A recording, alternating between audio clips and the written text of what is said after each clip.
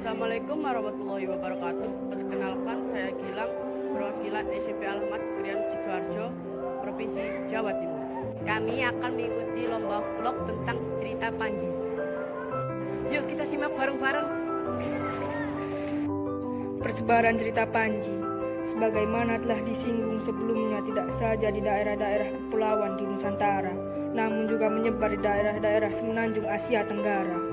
Sejumlah cerita Panji dalam bentuk karya-karya sastra Melayu telah menunjukkan versi-versi cerita Panji yang berbeda dari daerah asalnya, yaitu Jawa.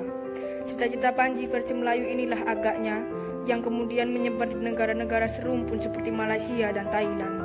Selain itu, juga persebaran cerita Panji di negara-negara yang masuk dalam kawasan Indochina seperti Kamboja, Laos, dan Myanmar. Tokoh-tokoh utama yang selalu muncul dalam cerita Panji adalah Asmara Bangun dan Sekartaji. Asmara Bangun sebagai putra mahkota Jenggala juga dikenal sebagai Inu Kertapati. Adapun Sekartaji sebagai putri mahkota Kediri atau Daha dikenal pula bernama Galuh Chandra Kirana. Nama Inu banyak disebut dalam berbagai versi cerita Panji, seperti misalnya versi Melayu, Thailand, dan Kamboja. Diperkirakan bahwa cerita Panji muncul pada tengah pertama abad 13, pada menjelang lahirnya kerajaan Majapahit. Dalam catatan sejarah, setidaknya tahun 1375, cerita Panji sudah populer di Jawa Timur.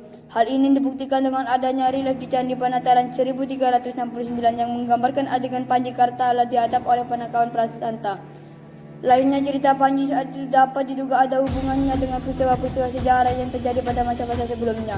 Setidaknya terdapat unsur kesamaan antara cerita Panji dengan keadaan dan peristiwa sejarah yang terjadi sebelumnya. Sejarah mencatat bahwa tahun 1049, sebelum turun tahta Raja Airlangga dikahulukan membagi kerajaan menjadi dua untuk anak-anaknya dari istri selir. Pembagian dua wilayah tersebut dibatasi oleh Sungai Berantas. Di sebelah timur Sungai Berantas, wilayah tersebut dinamakan Cenggala, dan di sebelah barat Sungai Berantas dinamakan Jawa. Berdasarkan sumber-sumber cerita Panji di atas, maka jelaslah bahwa ciri khas cerita Panji, apapun versinya, selalu diwarnai dengan pengembaraan dan penyamaran dari tokoh-tokoh utamanya. Proses pengembaraan dan penyamaran tersebut oleh para penulis sastra Panji atau para seniman seni pertunjukan dapat digarap sedemikian rupa pada aspek-aspek dramatiknya. Cerita Panji dengan demikian merupakan sumber kreatif yang tidak akan habis-habisnya untuk dituangkan ke dalam karya-karya seni, baik karya seni sastra maupun karya seni pertunjukan.